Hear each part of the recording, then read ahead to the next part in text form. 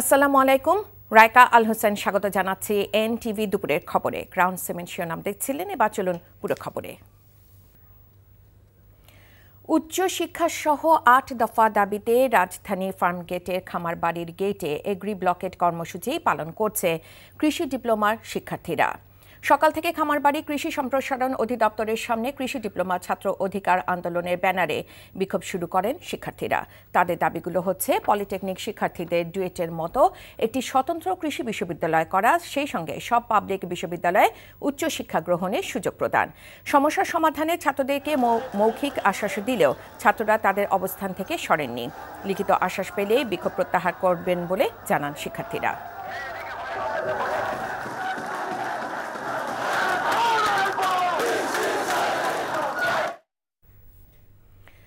৮ দফা দাবিতে রাজধানী ফার্মগেটে এগ্রি ব্লকেট কর্মসূচি পালন করছে কৃষি ডিপ্লোমার শিক্ষার্থীরা। সেখানে আছেন স্টাফ করেসপন্ডেন্ট আবির আহমেদ। সরাসরি যুক্ত হচ্ছি তার সাথে। আবির, কর্মসূচির সবশেষ খবর আমাদের জানাবেন।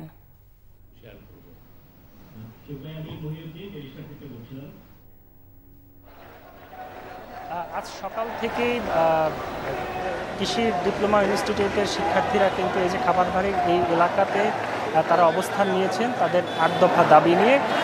সেই দাবিগুলোর মধ্যে একটি কিন্তু রয়েছে উচ্চ শিক্ষা। এই দাবির পরে কিন্তু এই খামারবাড়ি এখানে যারা কর্মকর্তা রয়েছিলেন তারা কিন্তু এই জায়গাতে এই এলাকাতে ঢুকতে পারেননি তাদের কর্মক্ষেত্রে। এই মুহূর্তে আপনাকে দেখাতে চাই, এখানে কিন্তু কৃষি বিশ্ববিদ্যালয়ের যে শিক্ষার্থীরা তারা কিন্তু এই জায়গাতে অবস্থান নিয়েছেন। তারা ডিপ্লোমার যে শিক্ষার্থীরা রয়েছেন তাদের যে ৮ দফা যে দাবি তার বিপক্ষে তারা অবস্থান নিয়েছেন। তারা বলছেন যে দাবিগুলো অযৌক্তিক। এখানে আপনাকে দেখাতে চাই, এখানে এই পাশটাতে বিশ্ববিদ্যালয়ের শিক্ষার্থী রয়েছেন আমার বাম পাশে, এবং এই পাশটাতে রয়েছেন ডিপ্লোমার যে শিক্ষার্থীরা তারা এই পাশটাতে অবস্থান নিয়েছেন। এই বিশ্ববিদ্যালয়ের যে শিক্ষার্থীরা তারা এখানে স্লোগান দিয়েছেন। কিছুক্ষণ আগে দুই পক্ষের এখান থেকে গেট ধাক্কাধাক্কি চলেছে, কিন্তু সেনাবাহিনী এবং আইন শৃঙ্খলা রক্ষাকারী বাহিনী এখানে দেখাতে চাই পুলিশ রয়েছে, তারা কিন্তু পরিস্থিতি নিয়ন্ত্রণে নিয়েছেন। না হলে কিছুক্ষণ আগে এখানে একটি সংঘর্ষ হতে পারত। এবং দাবিগুলো এখানে যারা এই ডিপ্লোমা ইনস্টিটিউটের যে শিক্ষার্থীরা তারা বলছেন যে তাদের দাবি আদায় না হওয়া পর্যন্ত তারা এখানে অবস্থান করবেন। এদিকে কৃষি বিশ্ববিদ্যালয়ের যে শিক্ষার্থীরা তারা এখান থেকে তাদেরকে সরিয়ে দেওয়ার জন্য অবস্থান নিচ্ছেন। তো এখানে একটি থমথমে পরিবেশ বিরাজ করছে। এখান থেকে এই ছিল আমার কাছে সর্বশেষ।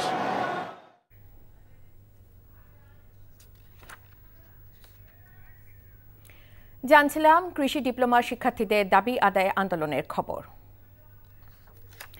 জাতীয় ঐকমত্য কমিশনের সহসভাপতি অধ্যাপক আলী রিয়াজ বলেছেন, সংস্কার কমিশনগুলোর উদ্দেশ্য দেশে এমন একটা ব্যবস্থা তৈরি করা যাতে পুনরায় আর ফ্যাসিবাদী শাসন প্রতিষ্ঠিত হতে না পারে। সোমবার জাতীয় সংসদে বাংলাদেশ খেলাফত মজলিসের সঙ্গে সংলাপের সূচনা বক্তব্যে এসব কথা বলেন আলী রিয়াজ। সংলাপে ১৪৭টি প্রস্তাবে একমত হয়েছে খেলাফত মজলিস। দলটির মহাসচিব জালাল উদ্দিন আহমেদ জানান, ১৬টি প্রস্তাবে দ্বিমত ও ৪টি প্রস্তাবে আংশিক সম্মতি জানিয়েছে তাদের দল। এছাড়া জেলা পরিষদ নির্বাচনে জনগণের সরাসরি ভোটে চেয়ারম্যান নির্বাচিত করতে নিজেদের মত দিয়েছে দলটি। সংলাপে ফ্যাসিবাদে দোষরদের বিচার ও প্রয়োজনীয় সংস্কারের পরে নির্বাচন দেওয়ার পক্ষে মত দিয়েছে খেলাফতে মজলিস।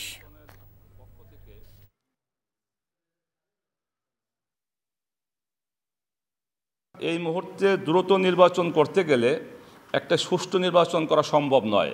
এজন্য আমাদের দলের পক্ষ থেকে দাবি হলো যে প্রয়োজনীয় সংস্কার এবং এই পতিতদের বিচার ব্যবস্থা দৃশ্যমান একটা অবস্থায় পৌঁছার পরে জাতীয় নির্বাচন করা।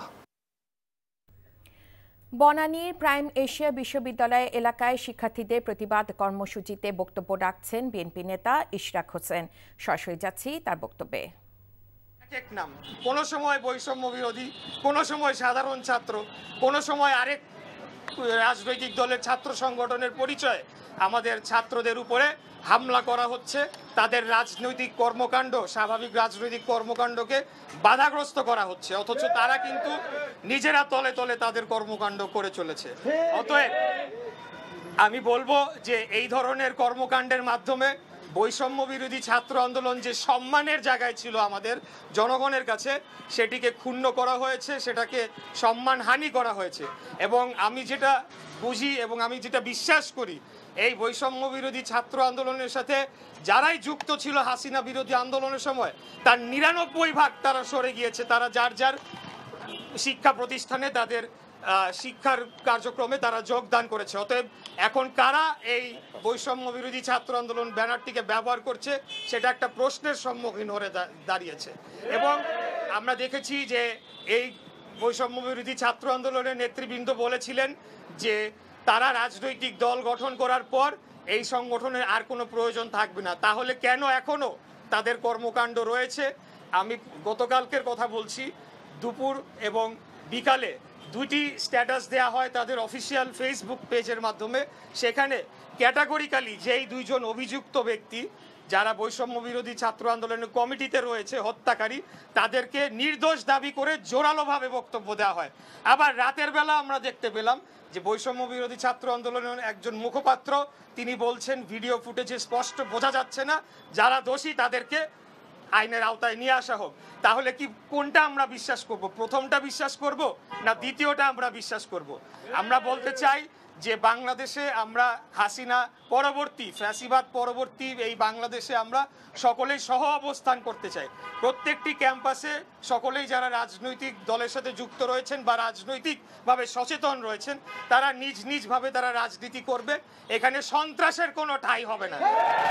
আমি কোন একটা গ্যাংয়ের নাম শুনতে পারলাম, আমি এখনই এখান থেকে বলছি, পুলিশ প্রশাসনের উদ্দেশ্যে বলতে চাই, তারা যথেষ্ট ভালো কাজ করেছে, কিন্তু মিল্টন কি বেনসন গ্যাং, কিন্তু আমরা জানতে পেরেছি যেহেতু এই সরকারের মধ্যে বৈষম্য বিরোধী ছাত্র আন্দোলনের প্রতিনিধিরা রয়েছে, তারা চাপ প্রয়োগ করছে যাতে তাদেরকে গ্রেফতার।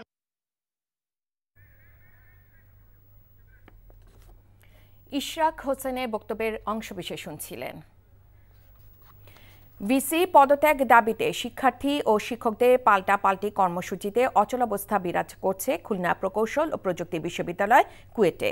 ভিসি পদত্যাগ দাবিতে অনড় শিক্ষার্থীরা। শিক্ষকরা বলছেন ক্যাম্পাসের পরিবেশ নষ্ট করতে মুষ্টিমেয় শিক্ষার্থী পরিস্থিতি ঘোলাটে করছে। আজিজুল ইসলামের ক্যামেরায় খুলনা থেকে মোহাম্মদ আবু তৈয়বের রিপোর্ট। ভিসির পদত্যাগের এক দফা দাবিতে লাগাতার কর্মসূচি পালন করছেন শিক্ষার্থীরা। অন্যদিকে ভিসির পক্ষে অবস্থান নিয়ে পাল্টা কর্মসূচি পালন করছেন শিক্ষক সহ বিশ্ববিদ্যালয়ের কর্মচারীরা। এতে অচলাবস্থা দেখা দিয়েছে কুয়েটে।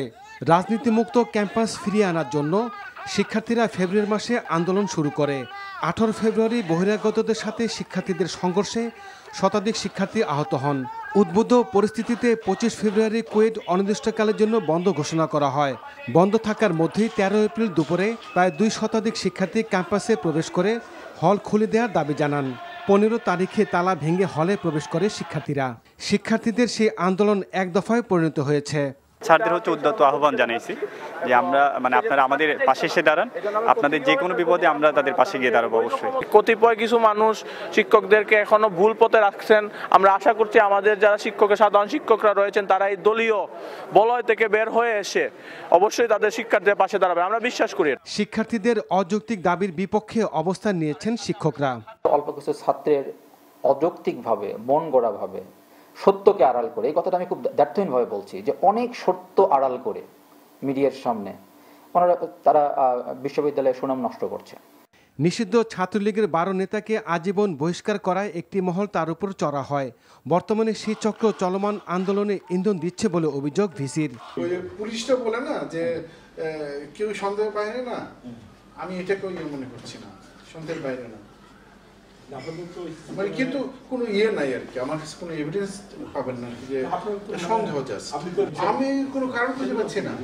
আর যে ছেলেদের ক্ষোভ, এই ছেলেরা কিন্তু আমার এখানে এমন কোনো দিন নেই যে আসতো না, যে কোনো ইস্যুতে আসতো।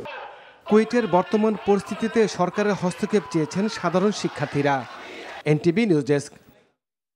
2023 সালে কর ফাঁকির পরিমাণ ছিল 2,30,000 কোটি টাকা, এমন তথ্য জানিয়েছে গবেষণা প্রতিষ্ঠান সিপিডি।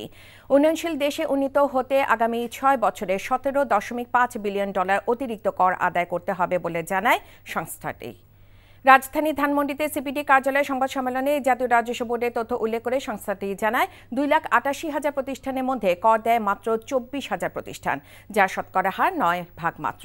যেসব প্রতিষ্ঠান কর দেয় না তাদের বিরুদ্ধে ব্যবস্থা নেওয়ার সুপারিশ জানায় সিপিডি। বলা হয়, দেশে কর হার ব্যবস্থা রাজনৈতিকভাবে প্রভাবিত, ফলে আশানুরূপ রাজস্ব আদায় হয় না। রাজস্ব প্রণোদনা দিতে গিয়ে শিক্ষা, স্বাস্থ্য, সামাজিক সুরক্ষা খাতে পর্যাপ্ত বরাদ্দ দিতে পারে না সরকার।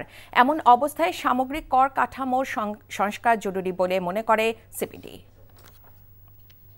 এই ছিল দুপুরের খবরে। এই খবরে ভিডিও সহ আপডেট জানতে ভিজিট করুন এনটিভি অনলাইন www.ntvbd.com। এছাড়াও এনটিভি জনপ্রিয় সব অনুষ্ঠান ও খবরের আপডেট জানতে ভিজিট করুন আমাদের ইউটিউব ও ভেরিফাইড ফেসবুক পেজ। 5টায় দেশের খবর দেখার আমন্ত্রণ রইল। ধন্যবাদ সবাইকে।